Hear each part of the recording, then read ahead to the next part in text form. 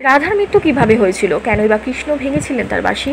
শ্রীকৃষ্ণের কথা বলতে গেলেই আমরা কৃষ্ণের আগে রাধাকে রাখি, অর্থাৎ আমরা রাধা কৃষ্ণ বলি। তাই রাধা এবং কৃষ্ণকে আমরা যুগলিত রূপে দেখি। তাদের আধ্যাত্মিক প্রেমের সম্বন্ধিত বিষয়টিও উল্লেখিত আছে। কিন্তু কৃষ্ণ চলে যাওয়ার পরে রাধারানীর কি হলো? কেনই বা কৃষ্ণ তার বাঁশি ভেঙে ফেলেছিলেন জানেন কি?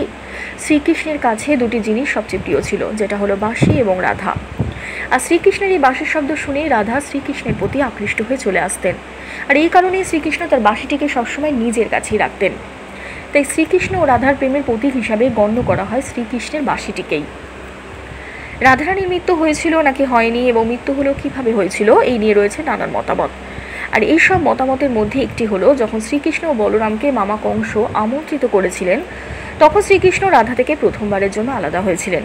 শ্রীকৃষ্ণ যখন বৃন্দাবন ছেড়ে মথুরা যাওয়ার আগে রাধার সাথে দেখা করেছিলেন, তার মনের সমস্ত কথা খুলে বলেছিলেন, তখন প্রতিজ্ঞা করেছিলেন যে রাধার কাছেই ফিরে আসবেন। তারপর শ্রীকৃষ্ণ মথুরার দিকে রওনা দিয়েছিলেন। শ্রীকৃষ্ণের বৃন্দাবন ছেড়ে যাওয়ার পরে রাধার বর্ণনা খুব একটা পাওয়া যায় না।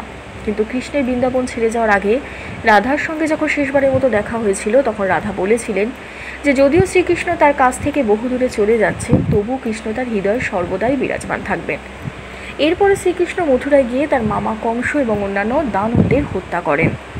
তারপর শ্রীকৃষ্ণ সেখানকার প্রজাদের রক্ষা করার জন্য দ্বারকায় যান। সেখানে নিজ নগরী স্থাপন করেন এবং দ্বারকাধীশ নামে জনপ্রিয় হন।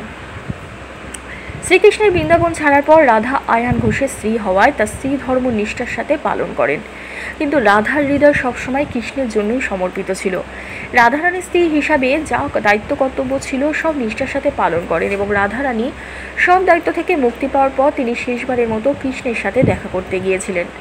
রাধা দ্বারকায় পৌঁছেছিলেন, তখন তিনি কৃষ্ণের রুক্মিণী ও সভ্যমামার বিয়ের কথা শুনেছিলেন। কিন্তু রাধারানী তাতে দুঃখিত ছিলেন না, বরং খুশি হয়েছিলেন। কৃষ্ণ রাধাকে দ্বারকায় দেখে খুব খুশি হয়েছিলেন। তবে কৃষ্ণের শহর দ্বারকাতে কেউ রাধাকে জানত না এবং রাধা শ্রীকৃষ্ণকে অনুরোধ করায় শ্রীকৃষ্ণ তাকে প্রাসাদে এক সেবিকা হিসাবে নিযুক্ত করেছিলেন। তারপর থেকেই রাধা সারাদিন প্রাসাদেই থাকতেন এবং প্রসাদ সম্পর্কিত নানা রকম কাজগুলি দেখাশোনা করতেন। তবে প্রাসাদে রাধা আগের মতো কৃষ্ণের সঙ্গে আধ্যাত্মিক সংযোগ অনুভব করতে পারতেন না।